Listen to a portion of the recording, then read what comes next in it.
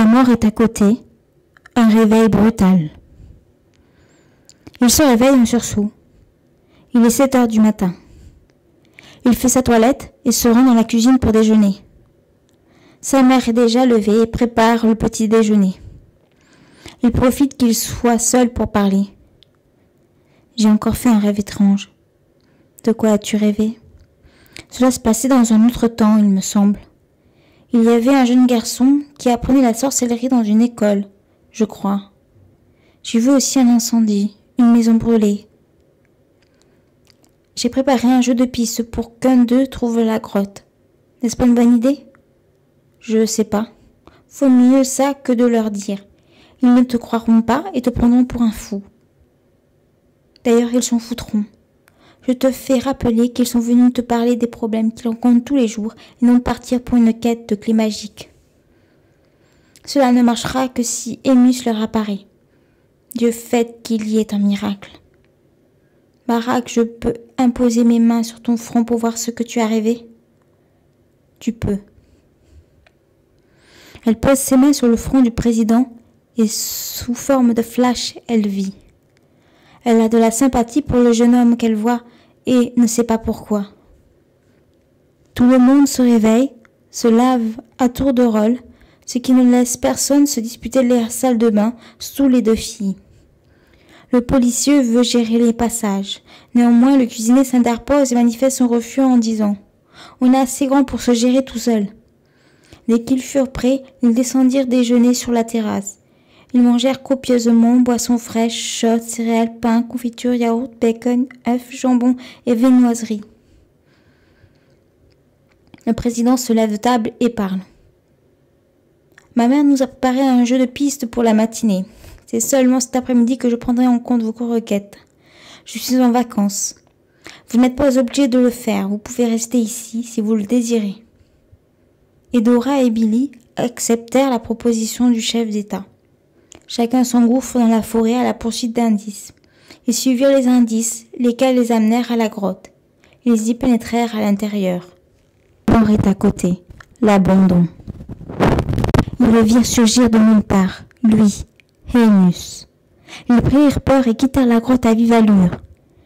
Ils parlèrent avec effroi à leurs compagnons de l'apparition et les invitèrent à les suivre. À l'inverse du lieutenant de brigade qui s'avère être récalcitrant à les suivre, le président Obama les suit avec zèle. Le petit groupe se trouve devant la grotte. Chacun à son tour y entre. Emus apparaît. Ils sont sans voix, excepté le policier qui reste dubitatif. Il cherche du regard la trace de capteur. Dans une des roches, il aperçoit un étrange boîtier. Alors qu'Emus se présente téméraire, il le traverse et brandit le boîtier en arguant. « Eh ben voilà notre Dieu, un simple hologramme !» Furieux, Obama ordonne que tout le monde sorte de la grotte et arrache des mains du policier l'hologramme. Il l'entre dans la cuisine et frappe la table avec le boîtier. Il reproche à sa mère de l'avoir trompé. Il se sent trahi et culpabilise de sa naïveté. Énervé, il décide de partir à la chasse en forêt pour calmer ses nerfs abandonnant ses invités. Les invités sont frustrés et s'apprêtent à rentrer chez eux, déçus par l'attitude du président qui ne les a pas écoutés, mais plutôt exposés à une supercherie. L'étudiant en informatique, lui, emporte l'hologramme pour l'étudier. Il doute de la possibilité d'un homme à créer un hologramme aussi sophistiqué et aussi intelligent. Obama erra dans la forêt sous l'orage durant 3 jours en quête de gibier. Les éclairs fusent dans l'air et l'un d'eux atterrit sur le sol. Emus apparaît. « C'est encore un tour de ma mère. »« Non, je suis réel. » Emus se rapproche. Obama brandit ses mains pour se protéger. Emus s'apprête à poser sa main sur l'épaule du président. Ce dernier en repousse. « Vous êtes une personne réelle. Il n'y a pas de tour de passe-passe derrière tout ça. »« Aucunement. Il faut que tu accomplisses ta mission. Auparavant, il faut convaincre les autres. Je vais devoir convaincre les autres de mon existence réelle. » Obama, au retour de ses vacances, et grâce à sa mère, arrive à rassembler les invités venus des 4 coins du pays. Obama commença à demander pardon pour son départ précipité, et dont il n'en donna pas d'explication. Il écouta l'un après l'autre leurs recommandations. Enfin, il apparut. La mort est à côté, une voix étrange. Amos se représente et les invite à faire la mission. Le policier plonge sur l'hologramme. Il se voit projeté sur le mur d'en face. Amos le fait valser dans l'air hurlant. « Tu doutes encore de ma réalité? Ne doute pas de moi de peur de t'exposer à ma colère. » Mitch le supplie de le poser à terre. Il se voit obéi et Amos prend la parole. « J'ai une mission pour vous. Vous devez trouver des clés, celles de la grotte. Sachez que l'avenir des êtres humains est entre vos mains. Pour cela, vous devrez affronter les prêtres sataniques et Dracocus lui-même. Celui-ci veut anéantir le monde. Qui est partant pour cette quête et aventure? Sachez que vous avez été choisis pour être les héros de ce monde dans cette période moderne. Je compte sur vous. » Obama accepte, galvanisé par le courage et la détermination du président. L'un après l'autre, malgré les peurs, chaque invité accepte de faire la mission et de la mener jusqu'au bout. Mitch, le plus audacieux, décide de prendre en main le groupe. Il interroge le chef de l'État. « Par où allons-nous commencer ?» Billy, l'étudiant en thèse, réagit et s'exprime. « J'ai vu qu'il y avait des hiéroglyphes sur le mur. Il faudrait peut-être les décrypter. J'aimerais bien m'en occuper. » Obama est ravi de l'enthousiasme du jeune homme et le gratifie. « Samia, et nous, on fait quoi dans l'histoire ?» Amos reprend la parole pour assurer Samia. « Vous serez chargé de défendre le groupe des meurtres qu'il va avoir. Le groupe ne devra pas être dissous par aucun moyen. Quant aux autres, votre rôle viendra au moment voulu. » Au moment auquel il s'apprête à partir, la mère entre dans le salon. Il sent son énergie et la reconnaît. Il disparaît. Le soir monte vite, la fatigue se fait sentir. Le monde se couche, certains avec des doutes et angoisses, d'autres avec enthousiasme et excitation. Obama a caché l'armure dans sa chambre. Poussé par l'envie, il a l'intention de la toucher. Le bouclier bleu s'enclenche. Il est déçu. Il s'interroge. Pourquoi ne puis-je pas la toucher? Elle s'est introduite dans la chambre et clame quelque chose à voix haute. Elle me dit que vous n'êtes pas prêt à la porter. Qui vous a permis de rentrer dans ma chambre? Et est-ce que c'est ma mère qui vous a dit cela? Ce n'est pas votre mère qui m'a chargé de vous le dire. C'est ma fée. Vous vous moquez de moi? Non? Sur le coup, il se souvient des paroles de sa mère. Calmement, il se met dans son lit et ordonne à la jeune fille de quitter sa chambre. Plongé dans un état hypnagogique dans lequel des images défilent et dont il ne comprend pas, il entend une voix qui vient d'ailleurs. Il lui est permis d'entendre. « Ne dors pas, suis ma voix. » Persuadé que la voix est celle d'Amos, il obéit. Guidé par la voix, en pyjama, il sort dans le jardin dans lequel fleurissent des géraniums, des roses aux de doux pétales, des tulipes, des lauriers. La voix surgit à nouveau. Il l'entend. « Forme-toi. Viens avec moi. » Obama consent. Le portail s'ouvre, laissant entrevoir un monde parallèle. Un homme lui tend la main. Il affirme qu'il va rentrer dans le monde des esprits défunts. Obama quitte son corps et sombre dans un coma. Le monde des esprits. Obama a suivi l'étrange personne qu'il semblait avoir déjà vue et entra dans le monde des esprits. Là, il fit la rencontre de ses aïeux qui le félicitèrent de sa réussite. Il fut très étonné de discuter avec ses ancêtres dont il n'avait jamais vu, pas même en photo. Draco le regardait fixement. Il sentit son regard sur lui. Lentement, il partit en direction de son mystérieux hôte. Puis il entama une discussion. « Il me semble vous connaître. On ne serait pas vu quelque part? Tu m'as vu dans un rêve que je t'avais envoyé. Vous n'êtes pas Amos. Quel est votre nom? Je m'appelle Draco. J'étais un humain comme toi. J'avais des pouvoirs magiques, j'étais un sorcier. Mais je viens d'un autre monde où les fées existent encore ou ne vivent pas cachés. J'ai pour mission de t'entraîner aux arts martiaux et à la magie. » Ils sont tous autour de lui, affolés. Le président ne respire plus. On appelle les urgences. Les ambulanciers l'emportent à l'hôpital le plus proche. Les médecins essaient de le ranimer. Il est maintenu en vie grâce à un tube qui lui donne de l'oxygène. Son cœur bat à nouveau. Il ne se réveille toujours pas malgré les efforts des médecins chargés de sa réanimation. Dans la salle d'attente, la mère du chef de l'État pleure. Elle est seule. Les invités sont restés chez elle. Ils sont sous le choc, eux aussi. Ils compatissent pour la mère. L'Amérique est en deuil. Ils sont en deuil. Ils en oublient leur mission. L'avocate sur les nerfs Maugréa. C'est pas vrai. Et Dora répond. Tu n'as pas honte de t'énerver, notre président est dans le coma. Le policier l'approuve et rajoute. Et pour la mission, on fait quoi? Le cuisinier, qui a gardé le silence jusqu'à présent, affirme fermement. Moi, je ne veux pas la faire, cette mission. Je ne veux pas mourir. Et pourquoi il nous a choisis, nous? Il n'a pas une armée? Toi, la petite étudiante, tu me dis pas qu'on est des êtres exceptionnels. Nous ne sommes pas des êtres exceptionnels. Mitch la défend. Elle a rien dit. Non, mais elle allait lui dire. T'es télépathe, toi? Oui, ça m'arrive parfois d'entendre les pensées des autres. Billy le thésard lâche. Je crois qu'il faut attendre. Attendre quoi? Qu'il se réveille? Je peux essayer d'étudier les hiéroglyphes en attendant qu'il se réveille. Le cuisinier Sean hurle. Faites ce que vous voulez, moi je me barre. Le cuisinier fit ses bagages et quitta la maison. La magie? Oui, tu as cela dans le sang. Je n'ai pas de corps, à quoi me servirait d'apprendre la magie et les arts martiaux? Je suis un esprit. Sache que même un esprit a une enveloppe corporelle. Il est temps de commencer. Ça va me prendre du temps. Le temps n'est pas le même ici.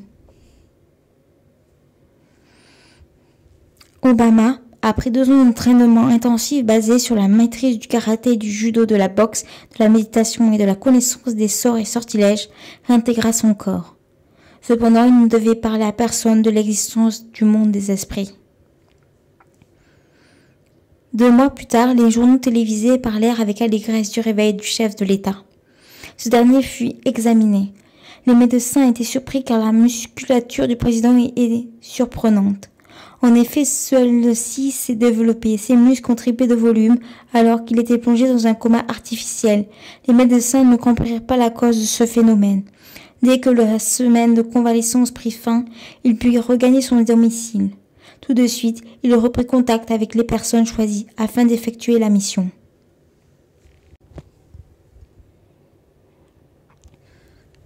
La mort est à côté. Un code à décrypter. Billy est dans la grotte sur laquelle sont gravés les hiéroglyphes. Il distingue des dessins mais aussi des lettres disparates. Il les analyse. Il décrypte certains dessins dont des sortes de menhirs. Il semble reconnaître le ciel. Le reste lui paraît incompréhensible. Il comprend qu'il ne pourra traduire seul le message codé. Il décide de faire appel à un ami qui est étudiant en archéologie dans la même université que lui. Il se nomme Andy River. Billy est au téléphone avec son ami et lui décrit ce qu'il voit. Ce dernier écoute son intuition et déclare que la personne laquelle a gravé ses dessins et lettres a effectué la transition entre les dessins préhistoriques et la naissance de l'écriture. Il lui conseille de faire appel à un linguiste. Billy, malheureusement, n'en connaît pas. Il se trouve devant une impasse et cela l'énerve. Il vit négativement son impuissance à décrypter le code à un tel point qu'il tape de rage sur les parois. Frustré, il repart chez son hôte et apprend le réveil du président. Il est fou de joie. Les convives sont accrochés au téléviseur, lequel annonce le réveil du chef de l'État américain. Ils se serrent mutuellement dans les bras et avec ardeur accueillent Billy. Il le questionne au sujet du code. Le petit intello répond. J'ai pas pu décrypter le code. J'ai contacté un ami qui étudie l'archéologie afin qu'il m'aide. Il pense que la personne qui a gravé le message passait du dessin à l'écriture. C'est pourquoi il m'a conseillé de contacter un linguiste. Je peux rien faire de plus. Et Dora, tu ne peux pas essayer de rentrer en contact avec un? Je vais chercher. Il y en a sûrement un très instruit dans ce domaine. Sean, il faudrait peut-être en parler au président lorsqu'il sera en état de quitter l'hôpital. Samia, ça serait plus sage. Le président ne voudrait pas que l'affaire se propage. Mitch, attendons alors. Au fait, il paraît que le président a une musculature d'enfer maintenant. Il y a du surnaturel dans l'air. Si tu savais... Savoir quoi? Je blaguais. Au fait, Sean, Pourquoi tu as changé d'avis? Pourquoi tu es revenu? J'ai un don que je garde secrètement et qu'il faudrait désormais utiliser à bon escient. Et puis, bien que j'ai peur, j'ai toujours voulu être un héros. C'est le moment. Il faudra rendre visite au président. La mère de Mama, qui a suivi la conversation avec attention, approuve et renchérit. Il vous attend. Il faut partir. Dans la chambre 107, Barak attendait anxieusement l'arrivée de son équipe. Il appréhendait d'apprendre que ses compagnons abandonnèrent suite à son coma leur rôle dans cette mission. L'allégresse l'envahit dès qu'il les eut vus entrer dans sa chambre. Il leur posait qu'une seule question afin d'être rassuré. « Vous êtes prêts ?» À l'unisson, ils répondirent un grand oui. « Alors nous serons une équipe, même plus, une confrérie. La confrérie du dragon. Ne me demandez pas pourquoi, c'est comme ça. » Mitch, Billy a essayé de décrypter le message. On doit faire appel à un linguiste de confiance. Quelle est votre décision? On verra cela plus tard. Il faut que je réfléchisse. Mitch vous formera pour combattre et vous défendre. Ce sera nécessaire. Ils consentirent. Le cadeau d'Emus. Barak a quitté l'hôpital. Il est retourné chez sa mère. Ses compagnons l'accueillent avec chaleur. Mitch, étonné par la musculature du président, le cuisine expressément afin de connaître ce à quoi est due cette transformation si époustouflante. Ce dernier lui avoue qu'il n'a pas le droit d'en parler. Dès qu'ils eurent fini de manger, ils se couchèrent à l'exception du président, qui réfléchissait à l'idée de rechercher un linguiste qui pourrait garder le secret au sujet des inscriptions gravées sur les parois de la grotte. Soudainement, un éclair jaillit du ciel et percuta puissamment le sol du jardin, créant un énorme trou dans lequel des instruments de haute technologie gisaient çà et là. Ils ressemblaient à des lunettes comme on en voit dans les films de science-fiction. Une lettre s'y trouvait, également à l'intérieur. Barak la lut. Barak, cher élu, je t'envoie ces lunettes. Elles ont été créées par des écailles de dragon, et de ce fait elles ont un pouvoir magique. Elles peuvent rendre visible ce qui n'est pas. Sache que les prêtres de l'Apocalypse ont un signe distinctif invisible à l'œil nu sur leur front, que ces lunettes pourront faire apparaître. Il ne faudra pas tuer des innocents. Prends-en bien soin. Emus. Une fois lue, la lettre se désintégra. Le lendemain, Obama montra le trou à ses troupes et leur donna à chacun une paire de lunettes. Outre, il leur explique ce que contenait la lettre d'Emus. Personne ne douta de la véracité des propos du président. Un camion entra dans l'allée. Les déménageurs déballèrent la marchandise constituée de tapis de sol, de cibles, d'armes à feu et de casques insonorisés. Mitch, aidé par les autres, placèrent les tapis de sol et plantèrent les cibles. Mitch invita Samia, Edora, Billy et Sean à monter chacun son tour sur le tapis afin de leur apprendre des techniques de combat. Edora se lance la première.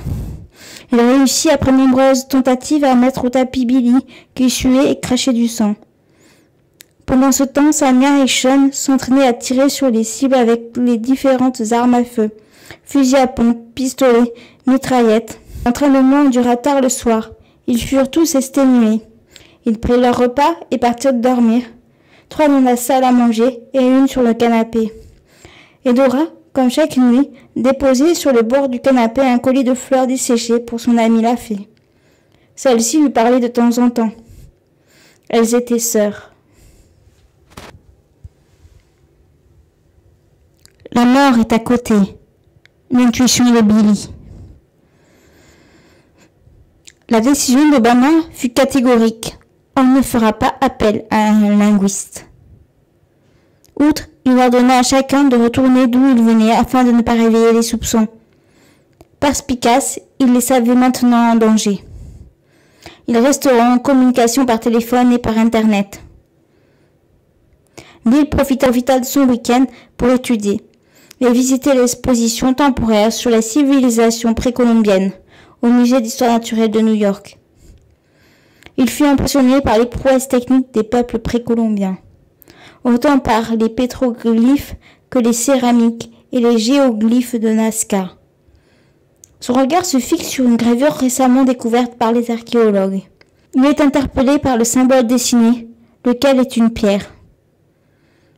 Immédiatement, il ressent l'intuition que la dite gravure représente une des pierres de la grotte. Il s'inquiète de sa provenance. Elle provient de la région de Nazca au sud du Pérou. Suite à sa visite, il contacte Dora par téléphone pour lui faire part de son intuition. Celle-ci lui conseille d'en parler au président. D'ailleurs, ce dernier les a convoqués à Washington pour un entretien de sorte qu'ils puissent progresser dans la recherche des pierres et du décryptage des codes secrets. Qui plus est, il a trouvé un subterfuge qui lui permette de défrayer ses compagnons. Il a convaincu le comptable qu'il était sur un projet top secret pour le complexe militaro-industriel. Le vendredi succédant la visite du musée par Billy, la confrérie du dragon se retrouva dans la salle de réunion de la Maison Blanche. Billy ne perd pas de temps, il raconte ce qu'il a vu au musée et l'intuition qu'il a ressentie. Il est écouté avec attention par le groupe. Obama réagit. Ma mère dit qu'il faut écouter ses intuitions. D'ailleurs, cela tombe bien, le sommet du G8 a lieu à Lima cette année. Nous partirons au Pérou dans les semaines qui viennent. Il me faudra compter sur vous pour rechercher ensemble la pierre. Je mettrai à disposition tout ce qu'il vous sera nécessaire. Voiture, nourriture, guide et garde du corps. Garde du corps? Je pense que les prêts de l'Apocalypse sont à notre poursuite. Alors pourquoi pas maintenant? Si vous restez à la Maison Blanche, vous ne courez aucun danger. Elle est entièrement et doublement protégée depuis le 11 septembre. Vous voulez dire qu'on va devoir rester là tout le temps? Il ne faudrait pas alerter les médias. Ne vous inquiétez pas, je vous pourvoirai de tous vos besoins. Et vous vous êtes embauché comme chef. J'étais convaincu par votre CV. Il faut que je voie ma famille. Elle va beaucoup me manquer. Prenez les lunettes et cette arme et revenez-nous vite du Missouri. Sean quitta la Maison Blanche, prit sa voiture et conduisit pendant des jours. Cependant, une voiture noire l'avait pris en filature.